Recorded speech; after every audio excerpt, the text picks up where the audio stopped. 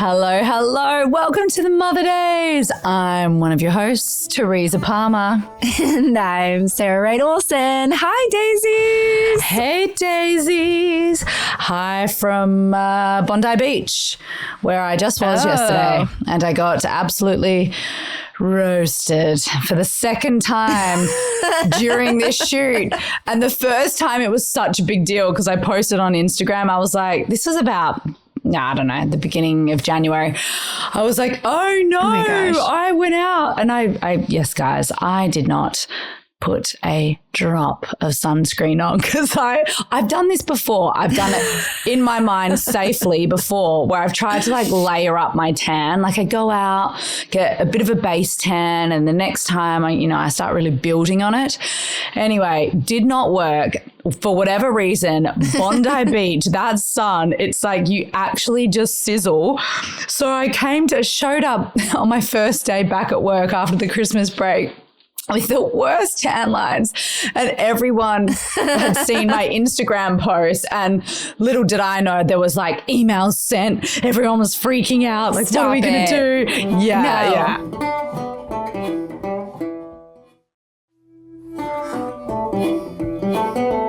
And then got to work and I told them, I was like, guys, I know my skin, I swear to God, it's just going to brown. Like it's even fine right now. It was only just slightly pink. And so the next day got to work and it fully turned brown, which was the day I was having to show a little bit more skin. And so they were like, okay, cool. Like, we trust you. So, and then I joked on Friday. I was like, ooh, it's looking sunny this weekend. Like, I'm going to go lay out in the sun. Oh, my God. And there was just like this unanimous, the whole makeup truck went, no. Did I listen? No, you did not. You're going to be in so much trouble. I didn't. Oh, my God. Okay, so guys, I don't know if anyone's watching. I look very puffy faced because I just woke up. But I look like I have a little bit of rouge on the old cheeks. That, my friends, is sunburn. Don't have any makeup on. And then, okay, you got to jump on YouTube and see this. So what happened last time was I had my straps up a lot. And I got that awful strap line. So yes. I was like, okay, so this time I'm just going to kind of pull my straps down and try and even that out. So I did that. And now I actually just have a a white line of tits and then a bright red stomach. Okay, I'm going to show you guys now. Show them all. Okay, so here's my stripe. Literally a full white stripe. This is my stripe. And it is so painful, you guys. This feels so painful. And the bottom of my tummy, hopefully I don't show off any pubes. Okay, the bottom of my stomach. Oh my God. Some pubes have popped up. Look at that. You are so red, Tess. That is so sore on the hip. The hip is so sore, guys. So this painful. Is all my own fault. You know, this is all my own fault. Really good for that is bear butter. It actually makes sunburns go in.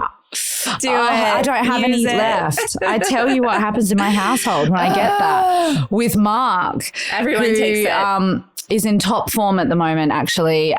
He loves his skin routines. He literally is like the king of skin routines. And like brands will send me a beautiful big package of gorgeous like masks and like beautiful like organic oils or whatever. My God. And they are gone. And then about maybe 3 weeks later, I'm like, oh, so someone was meant to send me. He was like, oh yeah, it came. And I was like, well, where is Stop it? And he takes it. I literally open the bathroom cupboard and it's like a quarter full.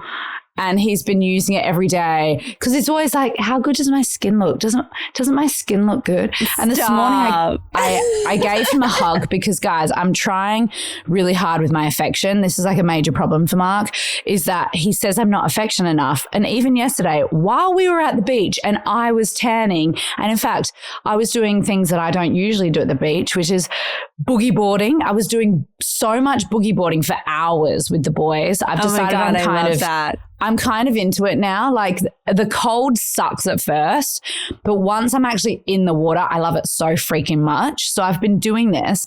I get out of the water. All I want to do is lie down and sizzle my stomach.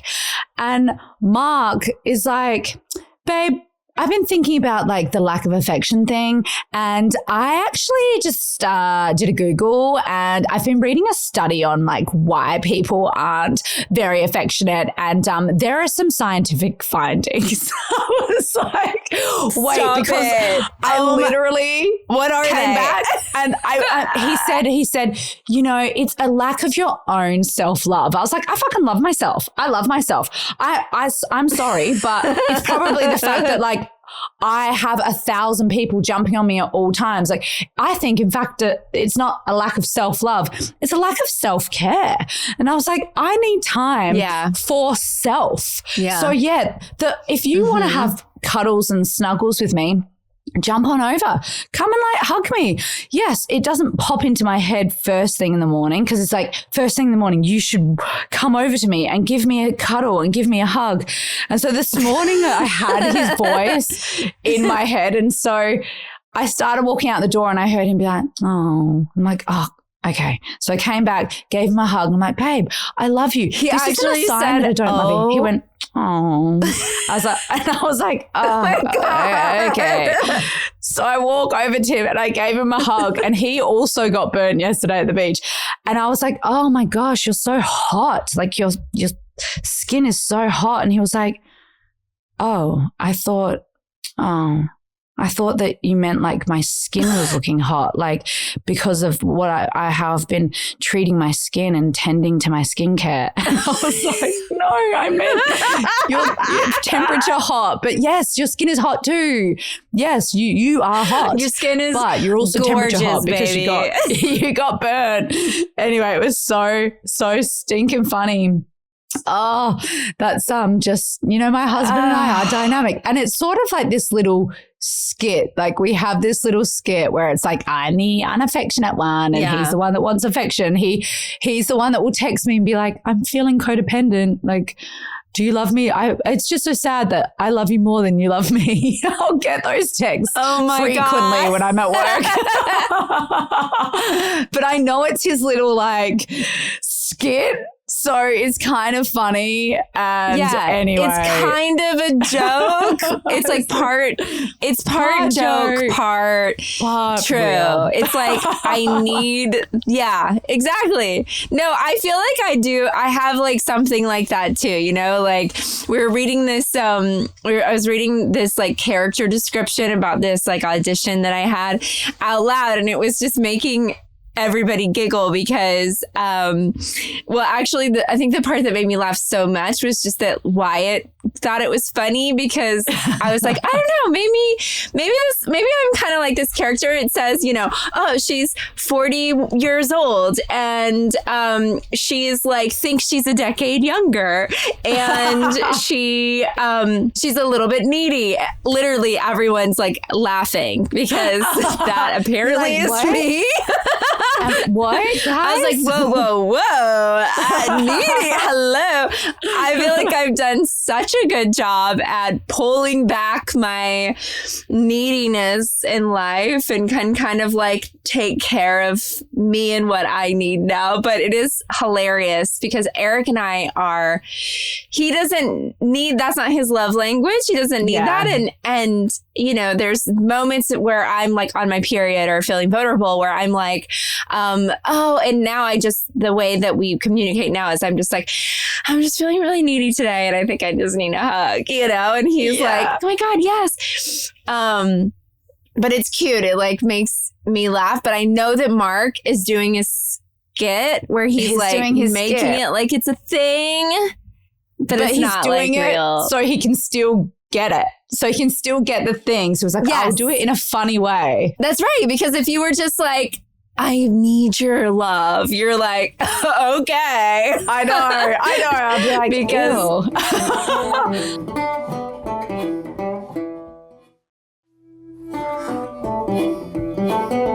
I don't know what it is about me. I just like, okay, I just have this thing where I am like, I don't need anything. Like, I don't need anything from you. I would like things from you, but I don't need anything from you. And if I like my thing, he'll come and hug me when I'm like in the middle of racing around and packing a bag for the beach, right? For the kids. We have these kind of unofficial roles, and it's like, I am the bag packer. I am the day planner. I do the calendar. Yes. I do like all the communication with the school. I pay the pills. I've got my certain things, right? And like, he's got his certain things that he does in the family. But so if I'm in the middle of like ticking off things off the to-do list and he comes up for a snuggle, I'll be like, okay, they're there. And then sort of run off really quickly. And I'm trying so hard. It's so hard. You're hard to like take a breath and stop really if I'm in the funny. middle of something. If I just stop, I'm in the middle of something. I'm like picturing this yesterday where I was like picking up towels from the floor and being like, oh my God, these towels are wet and we need them for the beach. And maybe if I hang them out the beach buggy on the way down, they'll dry. And like in my head processing like, okay, I need to bring fresh undies for the girls, but with the boys, I need to do fresh undies and fresh shorts because they're wearing their swim shorts. And where are the hats? Where are the hats located? Where do they put the hats? Oh, Forrest has only got his sneakers. Where are his sandals? Like all the things in my head, like running around doing it. And then husband comes up with the little puppy dog eyes like, Mimu, like wanting to have a snuggle. And I'm like, I'm just in the middle of doing things. It's just funny. It is. And then I was so pissed at him yesterday. So good. Because Sarah and I had a meeting scheduled in the morning. And from the meeting, I went straight into doing this meeting with a producer that we're working with, developing projects, one of which is Mark's new TV project that he's working on. By the way, dopest idea ever. We're very excited. Anyway, so I was like, cool. So exciting. I'll do this. I'll get into the work. Boom, boom, boom. And it was a full hour of pitching and writing ideas down and, just like on it, right? I'm just fucking on it, in it to win it. My one day off work. And then Mark has gone to F45 during this time and the kids were out there and they were allowed to go on their iPads and whatever. So I had time to have this meeting because we had given our au pair the day off. So we were like, hey, you can just I've got the day off work. I want to be with the kids. Like, you just go do whatever you want. So of course, right. I finished this meeting. I'm on a high. I'm like, woo, that went so well. I run out into just a wall of screaming children like, we're starving. Oh, like everyone's like, it's like so dramatic. Like poets like, I haven't eaten in 4 days. Like all these big stories, which I know is not true. And Forrest is like collapsing on the ground being like, I can't go to the beach because my stomach is empty.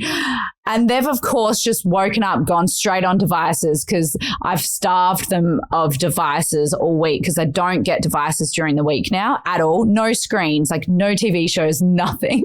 I've gone so hardcore. Yeah. So it's finally the weekend. They're so excited. And we count Friday as a weekend because it would be like Friday night, after school.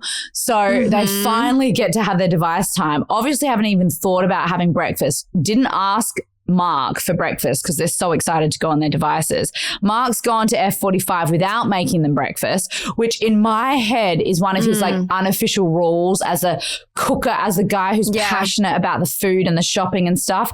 I just assumed because I was on the business calls that had been taken care of. So I'm just, as I'm running around trying to pack for the full day beach, the kids are like, I'm dying of starvation. And then Mark has just pulled up from F45. Kids are like at me wanting food while I'm trying to like do what I think is my official job, which is packing for the beach. And then he starts roughhousing with the boys, like in the middle of roughhousing, like just going, and the boys love it. That testosterone, like jumping on dad, he's full roughhousing. As he's doing it, he's spitting out this scientific study he's just read about, did you know that roughhousing makes boys feel like more secure and it makes them stronger and it makes them feel like more confident in the world as he's roughhousing with them. And I'm like, amazing. Like, what a great study. But also, the moment you stop roughhousing with them, they're all going to be so riled up and hungry. Like, this is just making this harder to leave the house. And he was rough, like full on being so silly and in such a playful mood. But I was going further and further into my grump zone because I was like, oh, I've just been working and doing all this stuff and I've come out and now the kids are all riled up and they're starving and I'm trying to pack and get ready for the beach. And then actually Mark, it was good. He was like, oh, because I'm not the one that typically gets grumpy. He's the grumpier one in our household. And he pointed out that I was getting grumpy and he was like, are you feeling better? And I was like, no. And then about 5 minutes later, I was like, oh, that was so silly. I got really, and he's like, are you actually legitimately grumpy at me? And I was like, yes, you just came back from your exercise class and then probably because you had testosterone just pulsing through your veins because you've been working out and lifting weights. Like you go roughhouse. Now the kids are all riled up. I just want peace. I just want peace. I just want to be quiet. I want to just get out of the house in a way that feels really good. I don't want to feel stressful walking down to the beach.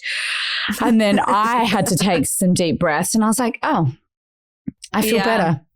I feel better. But yeah, that was like my little thing that I had with him yesterday. And we had a big laugh about it because he was just being silly and playful, but I was not in that headspace. I was in the headspace of like, okay, cool. Now we've got about 6 hours to be at the beach so that I can really sizzle myself and come back looking like a lobster. Like, woo, let's go. Let's go get him. Anyway. I get like that too. I wonder what that is because I kind of get into that mode sometimes where it's like the list of things that are in front of you can become a little stressful. It's like, okay, I have to grab this and I'm packing that. And you get into like almost like this robotic like mode of just, or, you know, definitely when I'm packing to go on a trip, I get like that. Yeah. And then I do get grumpy when anyone interrupts me or if like, you know, I feel that way too. It's almost like it becomes stressful. And Eric got this saying from a friend of ours, this girl, Carrie Faraday. She like runs this amazing company called Faraday. And she's like a mindfulness expert, like meditation expert. She like, you know, at their business meetings, like does like a mindfulness like session before they start their meetings. Like she's amazing. But she said this thing to him one time and she said, we know what to do and we do it with ease. And at first I was like, I don't get it. Like it didn't really get in there. And then Eric says it all the time. And then at some point I was like, can you just like break that down for me? Like just, I get like what the sentence says, but like help me really digest it. And he was like, well, we know what to do. And we do it with ease. We can do all of these things and make it stressful and like have the timeline and have the thing that we're getting to and like whatever it is. And like we get kind of like amped up inside because we're like, this one's screaming and this one's hungry and this is happening. And like, why didn't so-and-so, whatever. But it's like, the list is going to be there one way or the other. It's going to be there. Yeah. Do we get to the end of it like feeling lighter and, you know, in a good place? Or do we get to the end of it and we feel like, I just need to get in a freaking car? I mean, because that's sometimes how I feel at the end of the list. Totally. And it's just not worth the stress. And sometimes you can't help it. Like sometimes you start down that path and then one thing takes you to the next thing, to the next thing. And so I've now started to say that line to myself from Carrie and from Eric.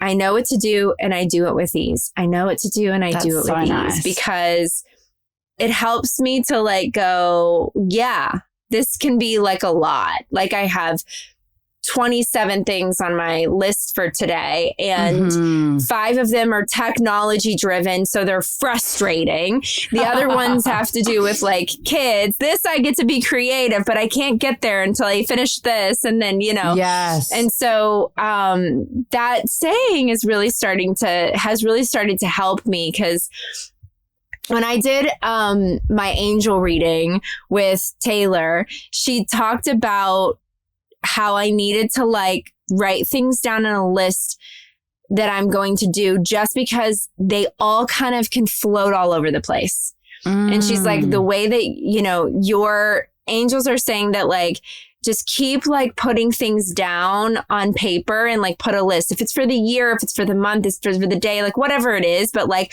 write it down and check it off. Because for me, they all float out here. And it's true. And I think for a lot of people, like they float all out here and you go like, oh, right, I was supposed to do that. Oh yeah, knock that one off. Oh, okay, so that one's over here. And it's like, sometimes you get to the end of the day and you're like, like I feel like there's 7 things I forgot to do. Yes. But if you have it like mapped out, it makes it easier. So anyway, as you were talking about that, I was like taking it on so much in your story because I was like, this resonates on such a deep level. And I could feel it. I could feel the like seeds of resentment. Like I could just feel them coming in. I'm like, oh, he got to go do this fun thing for himself. And exactly. I was pushing these things, you know, and I could just feel the little seeds of resentment dropping in.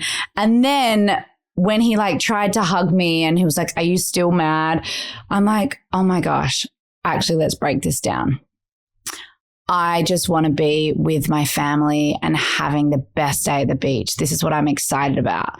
And actually, me feeling like this right now is not going to lend itself to having that kind of joy-filled, easeful day. And so I just totally let it go. I had a laugh at myself. And we had the best day at the beach, sunburn and all, the best day. It was so fun. And Bodhi and Forrest really overcame their fear of, because there's been just so much in the media recently here in Australia about like great white sharks and a kid getting eaten by one recently, like a 15-year-old boy. Oh, like eaten completely or like a bite? His leg got ripped off and he died in front of his dad. What? It was awful. Yeah. So it was just awful. There's like up and coming amazing surfer boy.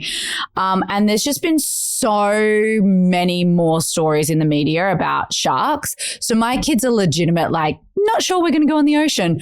So I was like, Bondi Beach is safe. Like we're not even going very far. We'll go up to our waist, you know, blah, blah, blah. So they really overcame that fear yesterday. And we were in the water with those boogie boards for hours and hours, just having, and Bodhi said to me, like, this is the most fun I have had in so long.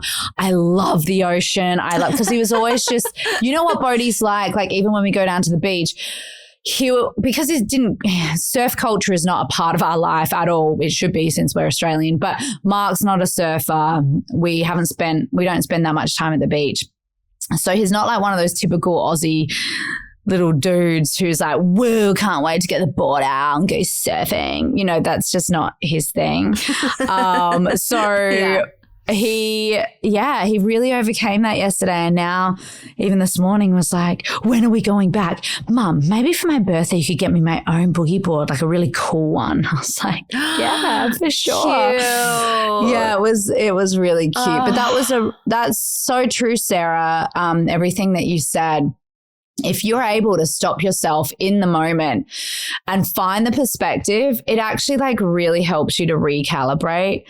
And I'm the same with the list writing. I have to do it. And I've been doing it a lot more this year. And in fact, I'm going to make this suggestion because we went from having essentially a bookkeeper, someone doing like keeping everything together, paying all the bills, like being on top of the finance stuff, and a business manager, to having no one and to doing it ourselves, because I thought it is about time that one of us, Mark or I, really, really like get into our own finances and come up with our own plans. And we have got a financial strategist, but that's more for like investments and stuff.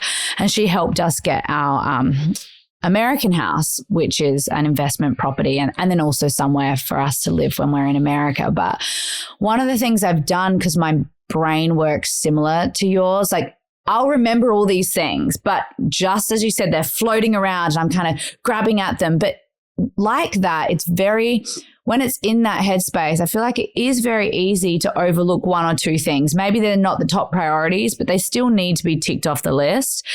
And what I found was that for the bills, I have put together, I was about to say the name of my email. No, I'm not going to tell you guys that. But I have a bills email that has the word bills in it. And I have it very specific for every single communication I have with anyone that I'm paying out, you know, the pool person and like piano teacher and singing teacher. And it all goes to that one email. So I have that one inbox separate, so that I can go to it, I can flag it, and I have a little thing in there which has been paid and unpaid. And I've made everything electronic now, so I don't have to worry about bills going to the American house when I'm in Australia or bills going to the Australian house when I'm in America. So that has been something that's really, really helped me. And I have been, as I've been ringing up the different companies and switching over the emails, all the feedback's been like, what a great idea. Oh my gosh, I should do that too. So I'm putting it out there in case you guys want to do that. It has helped me really separate things and I've just got a bit more organized. However, one thing recently, a tax thing got overlooked, and I was meant to transfer a bunch of money over to my American account, and that got overlooked because I was doing too much. There was too much going on, and I'd forgotten to write down my list of things I had to achieve that day. And as Sarah was saying that, I was like, I really sort of berated myself the other day for forgetting that. And it's sort of a very important bill that I forgot to pay, and I got around to doing it yesterday. But because I haven't been as micro-organized with my list making, my daily list making, that one has slipped through the cracks. And I just think as a busy parent, when you have kids and your life is so flat out and you're trying to remember all the things for school and all the pickups and all the drop-offs and all the work emails to get back to,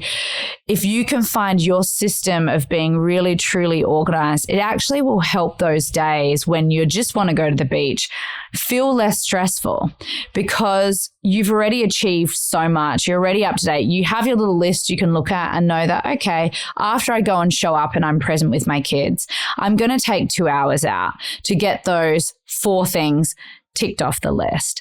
So I think that's a really interesting point that you raise. And I love that your angel intuitive, it was your angels and, you know, your team of light that guided you to help you feel more in control with that stuff so that you can enjoy all those beautiful, special moments where it is your downtime and you're not having to worry about things that haven't been ticked off. Well, I also think like, you know, everybody has these like thoughts of creative downloads that happen, right? So you like get an idea and, you know, you're like, oh man, that's a really good idea. Like I should work on that. And I'm like, well, I have to work on my regular job first. And then like I need to hang out with the kids and I have to go to the grocery and I need to like, you know, do this and do that and whatever. And so we've talked about before, like when you get this like download from the universe of an idea or whatever it is, like you really need to try to like write it down, work on it right then. You know, it's like,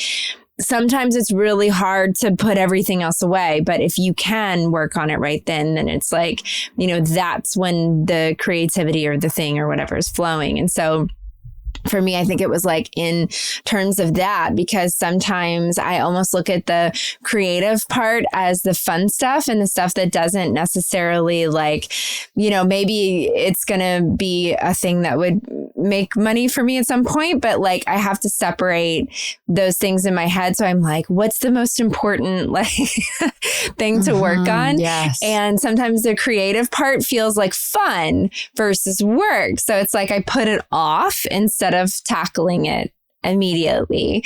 And so writing those things down, I think is like part of what's really helpful as well. And also just putting it out there, I think the creative stuff is super important. And that's the thing that's the switch I'm trying to make is like the more that we can do with our creative brain, like I think it's going to help everything. It's like that might bring up something else that you're excited about, or give you another idea of like something that you're working on. And so I think that can just help get all those juices flowing, which I think is so important. It was so funny. Mark, who is in here right now, Mark, come and say hello into the microphone. Come here. He looked at himself in the mirror to make sure he looked hot enough first. Say hi. Hello, Dazeys. He walked into the room just now. Do you want to tell me in real time what that was about? He literally... I want to make sure I didn't have anything on my face. I was talking about your skincare routine and how you steal all of my products, and how when I gave him a hug today, he was like, and I said his skin felt hot. He thought that, he was like, oh, my skin looks hot. Yeah, I've been really working. Temperature of my skin. So I mean, as you were talking, Sarah, Mark walked in the room, looked at me and went, like made this like slitting throat. It's the kids. It's the kids. Not for you guys to cut. It's just like, it's getting real out there. All surrounding having to clean and have responsibilities. So they're winning back their device time. And so we have this thing where we take these devices from these children when I've already starved them from devices because they are not allowed them from Monday through Friday. They're allowed them Friday night. There you go. Okay, wait, will you get me my breakfast? Yes, that's what I'm going. Where are you You're going to get breakfast? Yes. Okay. Thanks, love you. He gets me my breakfast every day, guys. It's really can sweet. you give me some breakfast too from somewhere? Can you get Sarah some? Just we'll smush it through the computer. I'm going to be going to get Sarah some. I know. He's like, I just want to hang out with Sarah and Eric. So the kids, oh God, yeah. So we start. He came in and was like he was done with parenting. He had cut himself off. He's done. Yeah. He retreated. Like, he was out. I'm freaking tapping out. I've been out there for 27 minutes. I'm out. 27 minutes and I'm just done with it today. No more parenting today. No, thank you. Oh my God. No. So, because we've starved the kids, I just said to them, they lost the iPad yesterday because we played a 4-hour game of Key to the Kingdom, which, we're obsessed with board games. So last night it literally took 4 hours to play this game. It's the best adventure game from the 80s and 90s. I used to play it as a kid. So we've got this vintage game that we play and it's Forrest's favorite game. We played it. But like the competitiveness reached an all-time high because at the very end of the game, you're racing to win and one person has this secret key, but you don't know who has it. If you land on each other on the same spot that person's on, you can steal treasure from them. And sometimes you're stealing the key and you can tell by people's face when they look at it if they've got the key. And so it was this crazy race at the end and the boys were getting so competitive. Poet was crying, running out. Like when the key got taken from her, like she just could not manage her feelings and like kept on quitting and would like run off. She was naked. She would just like run off naked into the house crying. Like, I'm done. And we'd have to try and rope her back into the game. And she eventually won. But because of like it did go for 4 hours and it was almost 9 p.m. by the time we finished it, but I was determined to finish the game. Oh my God, that's so late. It was literally past the kids' bedtime. We were getting bitten by mosquitoes. We were still just trying to finish this game. And because of like some bad sportsmanship, I was like, my quickest out when I'm like done with any sort of behavior stuff. I'm like, you're like, that's cool, it. Okay, well, you guys have lost devices. Yeah. That's it. You've lost devices. That's the thing. And sometimes I say you can win it back. They're like, our one day that we get devices, that you've taken it from us. So this morning, they were like, oh, it's a device day because it's Saturday. And I was like, actually, no, I don't know if you recall, but last night there was some bad sportsmanship during the game and you'll have to win it back. And Brody's like, how do I win it back? And I was like, okay, because their chores in the house is they do the dishes. So Forrest is a sprayer and he puts the dishes off to the side and Bodhi loads the dishwasher. So that's how it works. Right. And I was like, okay, so you guys can get your chores done and then you can pick up one of mum's jobs and one of dad's jobs. So one of mine is like spraying down surfaces. And dad's is like straightening up, like if there's cushions on the floor, which there are because they built an insane fort, which they've had up for about 7 days now. Mm-hmm. And I'm like, all right, guys, the fort, like you stopped playing it about 5 days ago. So it is time to pack up. Fort's gotta go. That was always the excuse. Like, no, we're still playing in it. And I was like, but you're not. No, you haven't been in there for so long. Yeah. And so that they're giving Mark grief out there because they've had to pick up those jobs. So I'm just like, well, if you guys want devices today, then you will do that. Anyway, a little insight into how we handle our boundaries in the Palmer-Weber household. You have to have them though. You do. Otherwise, it's a free-for-all, you know? And I remind the kids. And like, you think, like, I know they think that this is quite strict, but I have seen other families. Not at all. And oh my God, they have it so good. I remind them all the time, like, and this is good for them to not have never-ending screens. And I know Bodhi's got a little friend who is allowed basically to be on screens, like from the moment he gets off of school until 9 p.m. He has a friend like that. So he always compares. But so-and-so gets to have this. So-and-so gets to have soda when they want. So-and-so. And I was like us adults, let's not be in a state of comparison and let's go back to like, what are we grateful for? Are you grateful for the life adventures you have? Like, I'm so fun. I make your life so fun. Like there's so much. Every day I'm thinking like, what is a fun activity to do with the kids? Like you just have to sometimes help them put it back in perspective. And but yeah, so this will be interesting as soon as I'm off this podcast, running back into that room and seeing where the spirits are at. Are the spirits high? Are the spirits low? We will see how the rest of the day will unfold.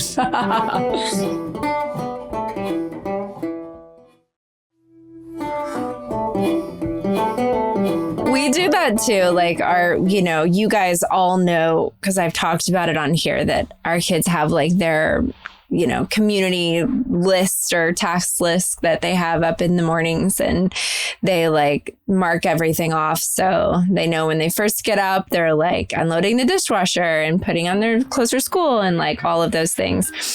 And, oh, wow. There was just a FaceTime that happened. I'm on Eric's computer and I'm like, how did that happen on here? Sorry about that. Do not disturb.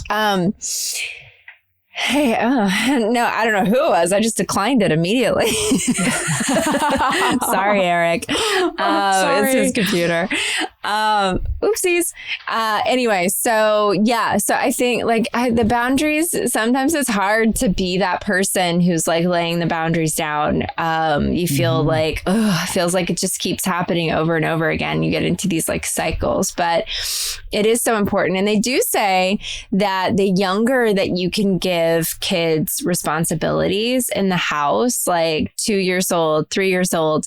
Hey, can you help me put these plates away? These like kids dishes, like, can you put away the Tupperware? Like whatever it is that's at their level, like it gives them that sense of independence and responsibility. And it's just so good for them for later on in life to like understand being that member of a community and like being able to help out and chip in. And it's like, that philosophy of leave it better than you found it, like Eric says that all the time. It's like, we leave it better than we found it. It's like that, when we talked about this before on here. So I think it just really helps, kids, when you set that boundary, that line down, not that we know everything, because we don't, but I think it helps.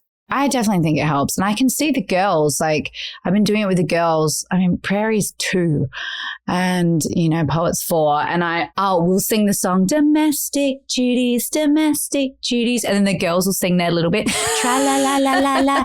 Then we all sing domestic duties. That's our song. And we sing it as we're doing it. And the girls are doing the washing with me. And I've actually taught them at such a young age, like, we separate this pile here. And look, do you see that little stain there? That one needs a bit of a spray. Let's spray that one and set that one aside. I'm also just teaching them like life skills that I did not learn until I was about 19.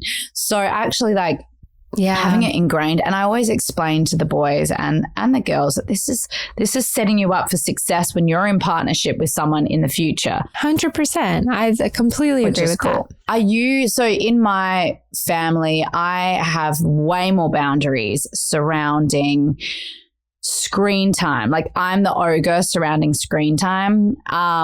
But Mark's the ogre with sweets because I'm like, oh, you want shaved ice at the beach? Like, oh, you can have shaved ice at the beach. Why not? You're a kid. Like, you can have a little treat. Like every day I let them have a treat. Whether it's boba tea or yesterday we had shaved ice, which was really, it's called snow cones, I think.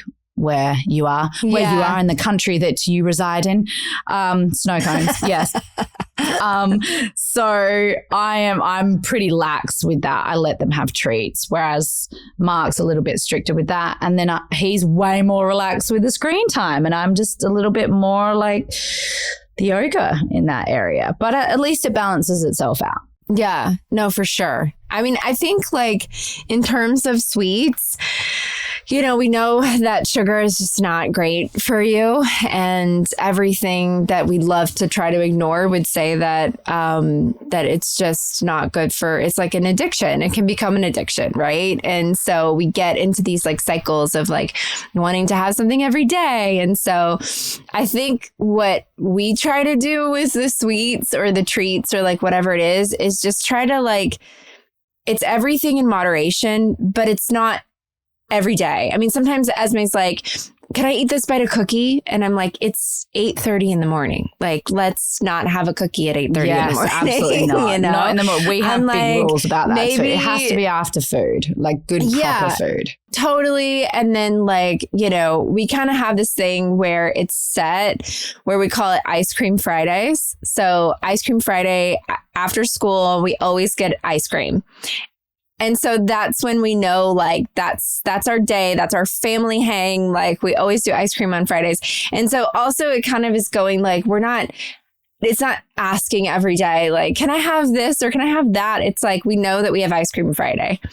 And then cool. The kids don't get like devices and stuff during the week, and they know that. And I mean, Wyatt has to use his computer for school when he like does projects, but they don't like play games or watch TV. Are they allowed to watch TV after school? No, only on the weekends.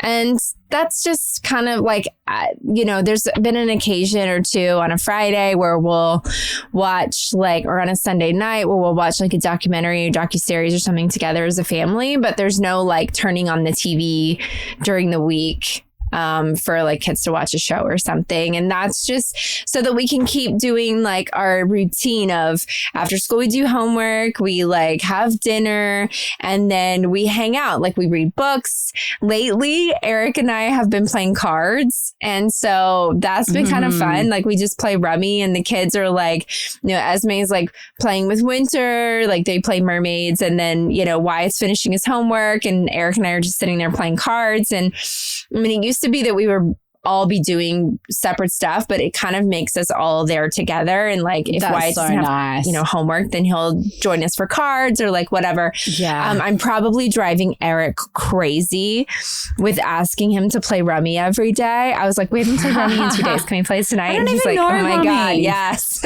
I must Google this Rummy. I'm just like addicted to it. We played it over the holidays. And so now I'm just like, I can't stop. I'm like, can we play cards every single day? Oh my God. We're like that with board games.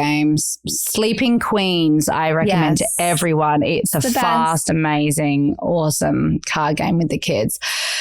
Yeah, I love it. And I also love hearing how every family is different. Like our kids are allowed a treat each day. They're allowed one treat each day. And that's cool that your kids get it once a week on a Friday. Like I love that every family is different. And that's what's so cool about this community as well. You might be listening being like, oh, wow, that sounds strict, or oh wow, like we're even stricter, and I love that you find your flow with your kids, and what feels comfortable to you as a parent. And it's never about being in that state of comparison. It's just like finding your own way with it. And everyone's kid is different. Everyone's children react different to things. They react different to devices. Sometimes it's great for families at, they feel like at the end of a long, hard school day, their kids want to unwind by watching a family show together. Like maybe that works for your family, which is amazing. So I love that. And I love hearing how other people do it as well, because you might feel inspired to try something different, or you might say, you know what, this flow is really working for my family. So I really love that. And I think like the thing that I was saying about everything in moderation is like, even last night, like we were finishing dinner and I was like thinking in my head, like, I really would love like a peanut butter cup, the Justin's like organic, like peanut butter cups. I love them.